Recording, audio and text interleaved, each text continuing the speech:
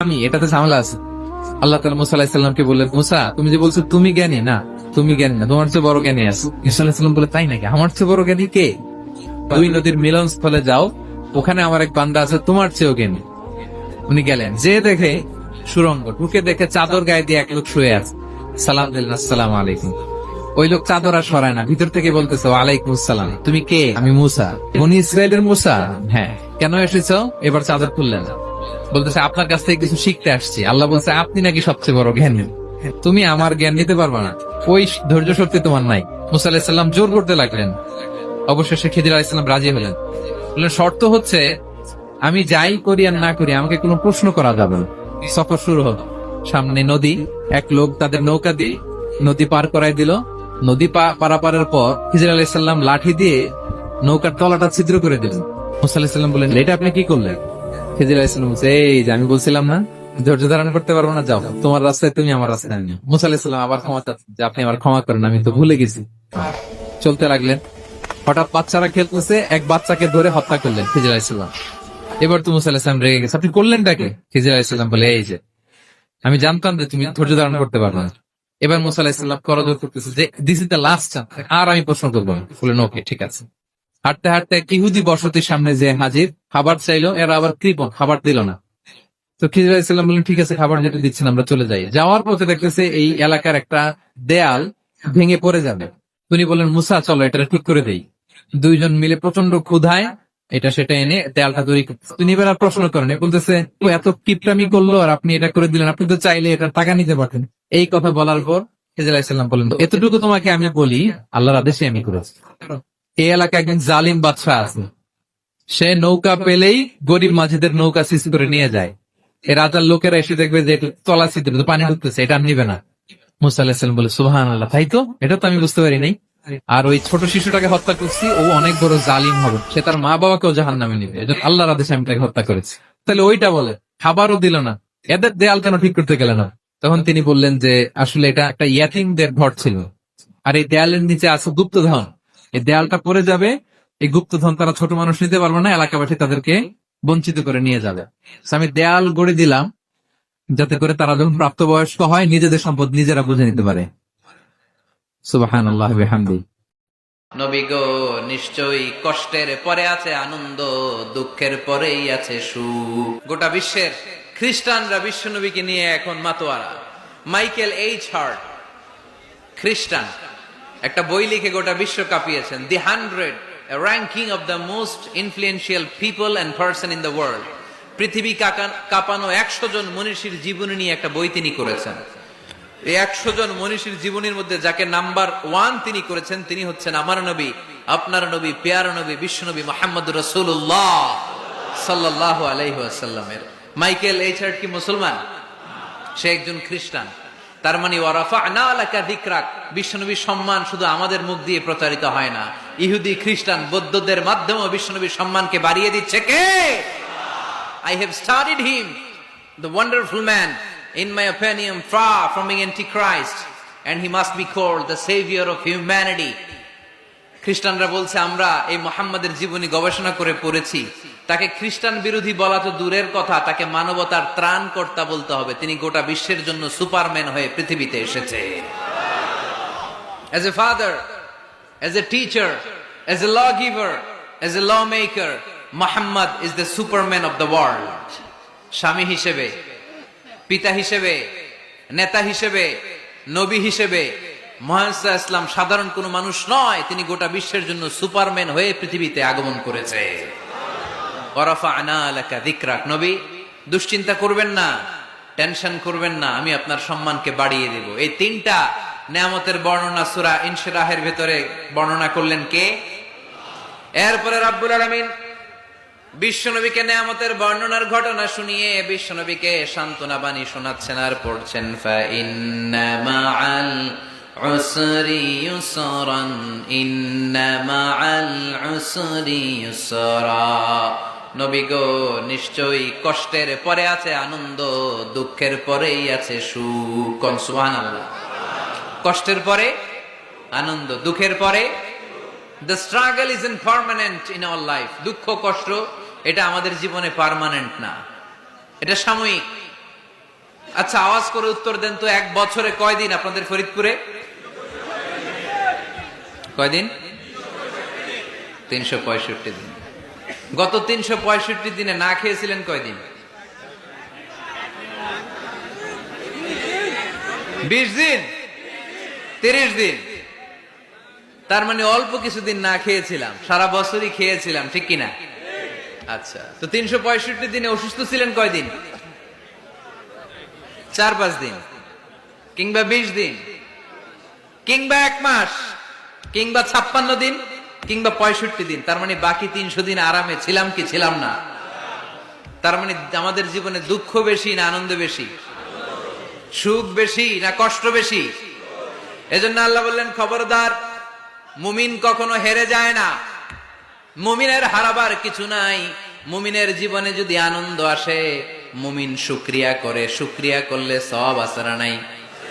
আর মুমিনের জীবনে যদি দুঃখ আসে, মুমিন সবর করে, ধৈর্য ধরে, ধৈর্যেও সওয়াব আছে না নাই? তাহলে আমাদের সব দিক দিয়েই চলা।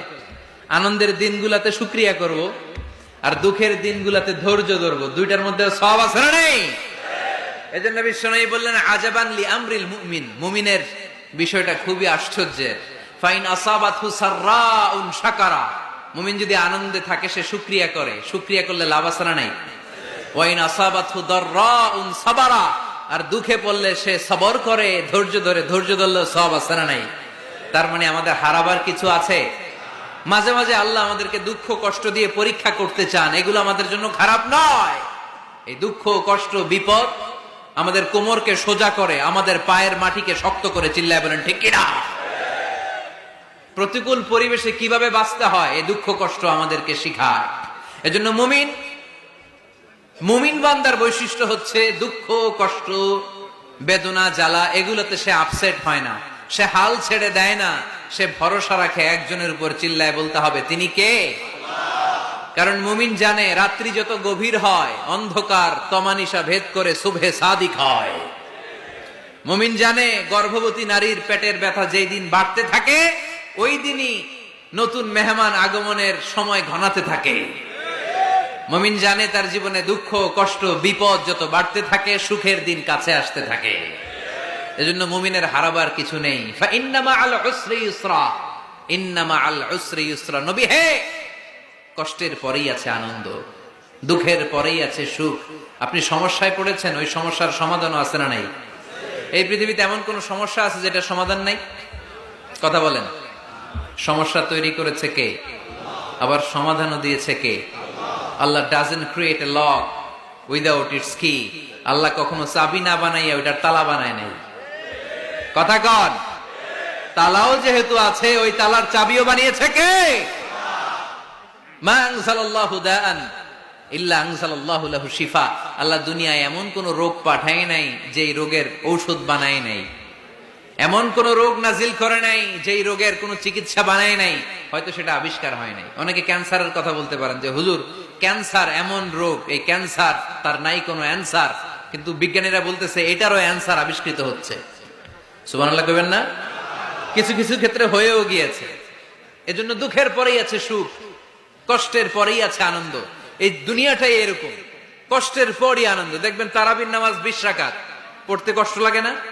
কোমরে ব্যথা, হাঁটুতে ব্যথা, কিন্তু 20টা রাকাত যখন শেষ করে মসজিদ থেকে বের হই, একটা আনন্দ আছে না নাই? কষ্ট করে পরীক্ষার জন্য প্রিপারেশন নিলেন আপনি কয়েক মাস, কিন্তু ফলাফল যখন ভালো হয় তখন একটা আনন্দ আছে না নাই? সারাদিন রোজা রাখলেন রমজানে, কি কষ্ট, তৃষ্ণায় গলা ফেটে যায়, কিন্তু ইফতারির সময় যখন রুহাবজা শরবতটা খাই, কেমন লাগে? একটা আনন্দ আছে না নাই?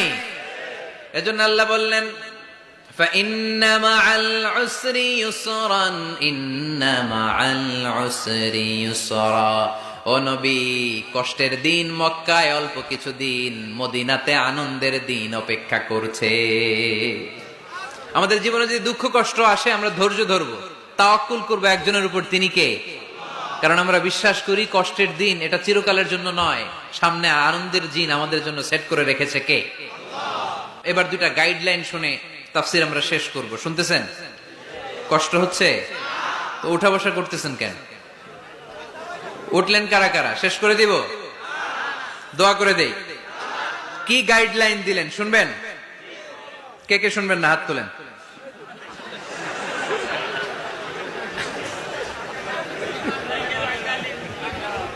গাইডলাইন নাম্বার 1, ফাইদা ফারাগতা ফানসাব। নবী আপনি যখন অবসর হন আপনি ইবাদতে মশগুল হন। ফানসাব ফিল ইবাদা, তাফসীর ইবনে কাসিরে এসেছে আপনি ইবাদতে মশগুল হন যখন আপনি অবসর পান। অবসর আল্লাহর দেয়া বড় নেয়ামত, এটা বিশ্বাস করেন? অবসর কিন্তু নেয়ামত। আমরা অনেকেই অবসর সময়কে কাজে লাগাই না, কিন্তু অবসর চলে যাওয়ার পরে যখন ব্যস্ত হয়ে পড়ি তখন বলি হায় রে, অবসরটা যদি কাজে লাগাইতাম। তার মানে প্রথম ঘোষণা হলো ফাইদা ফারাগতা ফানসাব। প্রথম নির্দেশনা হলো নবী যখনই আপনি অবসর পাবেন ইবাদত করবেন এবং দোয়া করবেন, বেশি বেশি আল্লাহর কাছে চাইবেন। 2 নাম্বার দিক নির্দেশনা হলো ওয়া ইলা রাব্বিকা ফারগাব। সব সময় আপনি আপনার আল্লাহর দিকে মনোনিবেশ করবেন। বিপদে পড়লে ডাকবো কারে? আমাদের অসুস্থতাকে সুস্থতায় পরিণত করে দিতে পারে কে? চাকরির জন্য পাগল পারা, চাকরি নাই, চাকরির ব্যবস্থা করে দিতে পারে কে? বিদেশে যেতে মনে চায়, পাসপোর্ট দিয়ে রেখেছি, ভিসা নাই, ভিসা লাগাই দিতে পারে কে? কিন্তু আমরা দুঃখ কষ্ট বেদনা কিছু একটা হইলেই সবার আগে আল্লাহরে শেয়ার করার আগে ফেসবুকে শেয়ার মেরে দিই। সিজদায় লুটিয়ে পড়ে বিষ্ণুনবী এই দোয়াটা পড়তেন নফল নামাজে, সুন্নাত নামাজে কিংবা তাহাজ্জুদের নামাজে। সুবহান রাব্বিয়াল আ'লার পরে কি পড়তেন? সুবহান, আওয়াজ করে বলেন সুবহান কুদ্দুসুন রব্বুল মালাইকাতি ওয়ার রূহ।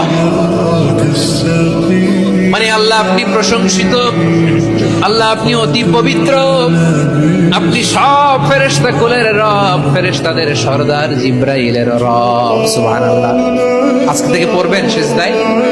হ্যাঁ, বারোখালীবাসী পড়বেন নাকি হুজুর নামাজে তো করি না?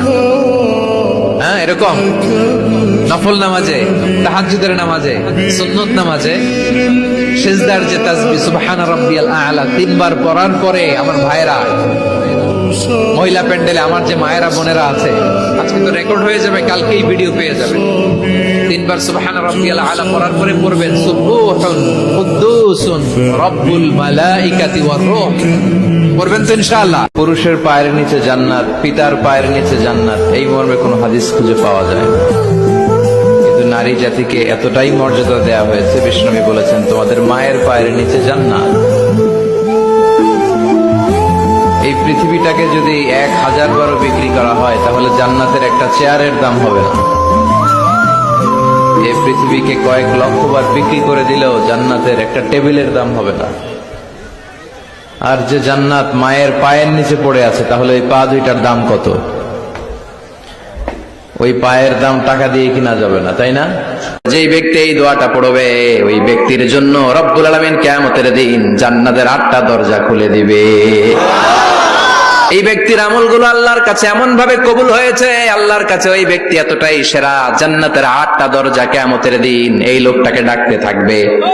প্রতিটা দরজা বলবে আপনি আমার দরজা দিয়ে ঢুকে জান্নাতে প্রবেশ করেন। আশহাদু আল্লা ইলাহা ইল্লাল্লাহ ওয়া আশহাদু আন্না মুহাম্মাদান আবদুল্লাহি ওয়া রাসূলুহু। প্রত্যেক ওযুর পরে যেই ব্যক্তি এই দোয়াটা পড়বে ওই ব্যক্তির জন্য রব্বুল আলামিন কিয়ামতের দিন জান্নাতের 8টা দরজা খুলে দিবে। সেও সাইয়েদনা আবু বকরের সাথে সাথে ওই 8টা দরজা যেটা দিয়ে মন চায় ঢুকতে পারবে। কোন সুবহানাল্লাহ। আমি এটাতে ঝামেলা আছে। আল্লাহ তাআলা মুসা আলাইহিস সালামকে বললেন, মুসা তুমি যে বলছো তুমি জ্ঞানী না, তুমি জ্ঞানী না, তোমার চেয়ে বড় জ্ঞানী আছে। ঈসা আলাইহিস সালাম বলে তাই নাকি? আমার চেয়ে বড় জ্ঞানী কে? 2 নদীর মিলনস্থলে যাও, ওখানে আমার এক বান্দা আছে তোমার চেয়েও জ্ঞানী। উনি গেলেন, যে দেখে সুরঙ্গ, ঢুকে দেখে চাদর গায়ে দিয়ে এক লোক শুয়ে আছে। সালাম দিলেন, আসসালামু আলাইকুম। ওই লোক চাদর আর সরায় না, ভিতর থেকে বলতেছে ওয়ালাইকুম আসসালাম। তুমি কে? আমি মুসা। বনি ইসরাইলের মুসা? হ্যাঁ। কেন এসেছো? এবার চাদর খুললেন, বলতেছে আপনার কাছ থেকে কিছু শিখতে আসছি। আল্লাহ বলছে আপনি নাকি সবচেয়ে বড় জ্ঞানী, তুমি আমার জ্ঞান নিতে পারবা না, ওই ধৈর্য শক্তি তোমার নাই। মুসা আলাইহিস সালাম জোর করতে লাগলেন। অবশেষে খিদির আলাইহিস সালাম রাজি হলেন। বললেন শর্ত হচ্ছে আমি যাই করি আর না করি আমাকে কোনো প্রশ্ন করা যাবে না। সফর শুরু হলো। সামনে নদী, এক লোক তাদের নৌকা দিয়ে নদী পার করাই দিল। নদী পারাপারের পর খিজির আলাইহিস সালাম লাঠি দিয়ে নৌকার তলাটা ছিদ্র করে দিলেন। মুসা আলাইহিস সালাম বললেন এটা আপনি কি করলেন? খিজির আলাইহিস সালাম বলছে এই যে আমি বলছিলাম না ধৈর্য ধারণ করতে পারবো না, যাও তোমার রাস্তায় তুমি, আমার রাস্তায় আমি। মুসা আলাইহিস সালাম আবার ক্ষমা চাচ্ছেন যে আপনি আমার ক্ষমা করেন, আমি তো ভুলে গেছি। চলতে লাগলেন। হঠাৎ বাচ্চারা খেলতেছে, এক বাচ্চাকে ধরে হত্যা করলেন খিজির আলাইহিস সালাম। এবার তো মুসা আলাইহিস সালাম রেগে গেছে, আপনি করলেনটাকে? খিজির আলাইহিস সালাম বলে, এই যে আমি জানতাম যে তুমি ধৈর্য ধারণ করতে পারবে না। এবার মুসা আলাইহিস সালাম করজোর করতেছে যে this is the last chance, আর আমি প্রশ্ন করবো না। বললেন ওকে ঠিক আছে। হাঁটতে হাঁটতে এক ইহুদি বসতির সামনে যে হাজির, খাবার চাইলো, এরা আবার কৃপণ, খাবার দিল না। তো খিজির আলাইহিস সালাম বললেন ঠিক আছে, খাবার যেটা দিচ্ছেন আমরা চলে যাই। যাওয়ার পথে দেখতেছে এই এলাকার একটা দেয়াল ভেঙে পড়ে যাবে। তিনি বললেন মুসা চলো এটা ঠিক করে দেই। দুইজন মিলে প্রচন্ড ক্ষুধায় এটা সেটা এনে দেয়ালটা তৈরি করতেছে। তিনি এবার আর প্রশ্ন করেন, বলতেছে ও এত কিপটামি করলো আর আপনি এটা করে দিলেন, আপনি তো চাইলে এটা টাকা নিতে পারতেন। এই কথা বলার পর খিজির আলাইহিস সালাম বললেন এতটুকু তোমাকে আমি বলি, আল্লাহর আদেশে আমি করেছি। এই এলাকায় একজন জালিম বাদশাহ আছে, সে নৌকা পেলেই গরিব মাঝিদের নৌকা সিজ করে নিয়ে যায়। এই রাজার লোকেরা এসে দেখবে যে তলা ছিদ্র পানি ঢুকতেছে, এটা নিবে না। মুসা আলাইহিস সালাম বলে সুবহানাল্লাহ, তাই তো, এটা তো আমি বুঝতে পারি নাই। আর ওই ছোট শিশুটাকে হত্যা করছি, ও অনেক বড় জালিম হবে, সে তার মা বাবাকেও জাহান্নামে নিবে, এটা আল্লাহর আদেশে আমি তাকে হত্যা করেছি। তাহলে ওইটা বলে খাবারও দিল না, এদের দেয়াল কেন ঠিক করতে গেল না? তখন তিনি বললেন যে আসলে এটা একটা ইয়াতীমদের ঘর ছিল, আর এই দেয়ালের নিচে আছে গুপ্তধন। এই দেয়ালটা পড়ে যাবে, এই গুপ্তধন তারা ছোট মানুষ নিতে পারবে না, এলাকাবাসী তাদেরকে বঞ্চিত করে নিয়ে যাবে। So আমি দেয়াল গড়ে দিলাম যাতে করে তারা যখন প্রাপ্তবয়স্ক হয় নিজেদের সম্পদ নিজেরা বুঝে নিতে পারে। সুবহানাল্লাহি ওয়া বিহামদিহি।